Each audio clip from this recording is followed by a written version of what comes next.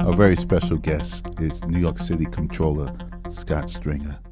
Scott, once again, welcome back to Reaching Out. It is great to be back with you, Greg, and it's great to be reaching out to everybody who's listening.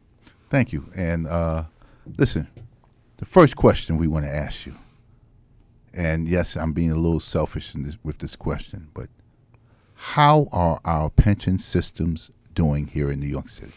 Well, it's the question that should be asked because as city controller, my job is to watch out for the retirement security of your union members, the members that are 1,000 strong, and many of your members who live in public housing. And I'm here to tell you that we are getting through what is a very, very difficult financial time as it relates to our pension funds. We are making sure that we are investing, working with the 58 trustees over the 5 funds, and I think we are secure. We are long-term investors, and we do have some rough waters. If you look at the Brexit issue as it relates to England and the European Union, obviously that raised some issues with our own pension fund.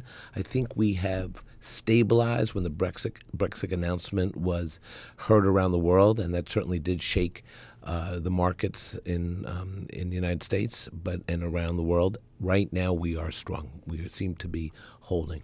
Yeah, this week it seemed to have come back. It did come back, but I have to tell you, when the markets were sort of taking that dip, this is when the pension system is at its best because we have a diverse asset allocation.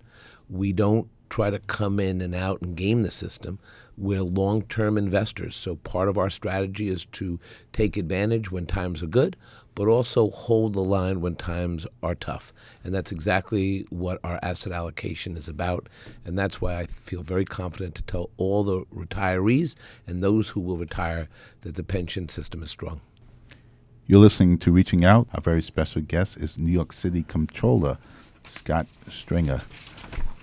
You know, I think it would be appropriate for us to discuss the recent events, the killing of a black man in Louisiana, Baton Rouge, Louisiana, and unfortunately the killing of he happened to be a Teamster, Local 320 in St. Paul, Minnesota, and also the 5 police officers who were killed in Dallas.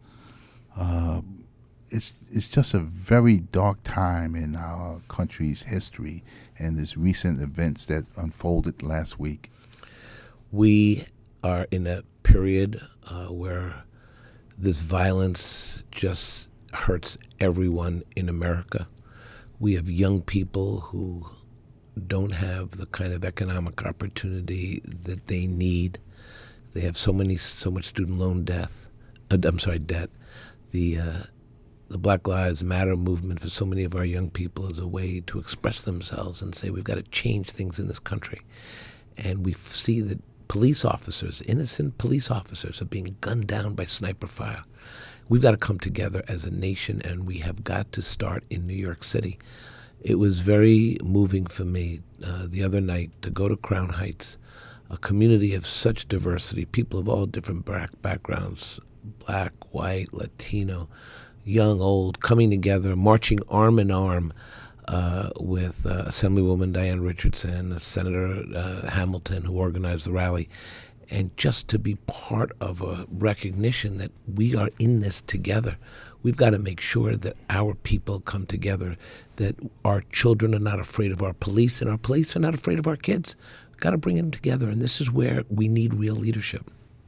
Yeah, you know, there was a void, and I saw this occur maybe 2 years ago when the young man in Staten Island was choked, and then the protesters started protesting.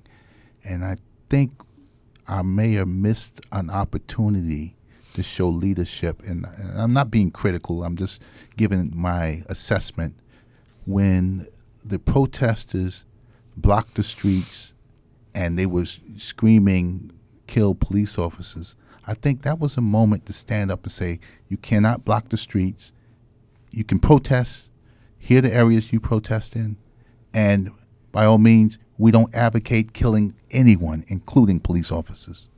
I think what I'm feeling in the communities is there is a real respect for the protesters because that's the bedrock of democracy. Yes.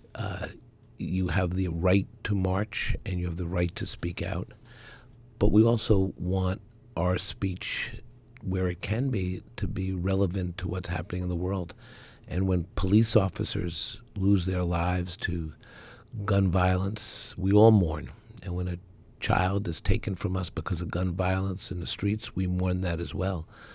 But it's not just about mourning. We have to set a template in this city for community-based policing, community police relations. We have to recognize that if we're going to help our kids, it's about jobs and education. Look, we've got a big high-tech economy here, and everybody knows our kids are missing it because they're not learning computer science. They're not getting the skill set they need. These jobs pay $85,000 entry fees. I mean, think about these are real jobs. Yes. You know, the city economy, you know, unemployment's low. We have 4 million people working in the city. So I've given that economic snapshot, but I keep telling people the biggest job growth is in low-wage jobs where people can't pay the rent or they can't help their children. So if you're a young person and you've done the right thing, and that you're living or working in a retail job that barely covers the rent, we as a government have to create public-private partnerships to come together to make sure people can make it.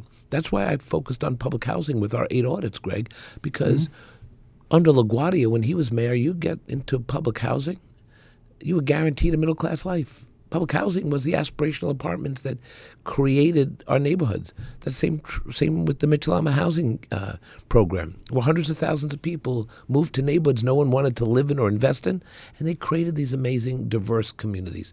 And we've got to get back to that. We need to provide people in homeless shelters the right to an affordable low-income apartment because we, as a city, are spending $1.9 billion on the homelessness issue through 5 agencies. Why can't we create a real housing plan for low-income people and move people from shelter into the next generation of affordable housing? With so much we can do in the city that we shouldn't crawl to the finish line. We should break ground and bring in the best and the brightest to focus on this. Build a coalition of labor, progressives, and private sector people who understand the economy as well. And let's get started because we are the greatest city in the world, but we are starting to lose the grip because we're not thinking about where the city is going to be 5-10 years from now. I was going to bring up public housing, NYCHA. We represent 8,000 employees that work for the New York City Housing Authority, and I was going to say it's underfunded. It's in need of at least $17 billion That's the number. in Right. capital improvements. What can we do to maintain our most affordable stock of public housing in this city where almost as many people as in the state of Vermont live in our public housing? Well, you're certainly right about the underfunding of NYCHA. Let's face it, the federal government has given up on NYCHA. It's a big mistake. You can never recreate this housing again, so it is an important housing stock. But, you know, our audits showed that the NYCHA leadership has squandered $700 million. They've left $700 million in revenue and savings on the table due to mismanagement. There are still 1,300 vacant apartments in NYCHA. Some have been vacant for 7 years. We caught that in our audit. We found that there are 55,000 backlog repairs. 80% of them were emergency repairs. We need a new management structure at NYCHA to break through the bureaucracy. You have been at the forefront of that.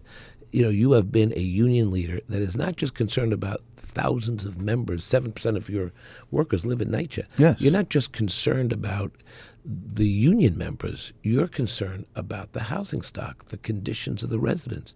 And this is a time when we have to put our money where our mouth is. So one of the ideas that I'm proposing is let's take the proceeds from the Battery Park City Authority that throws off hundreds of millions of dollars, money that has been used by HPD and other agencies to build and maintain affordable housing.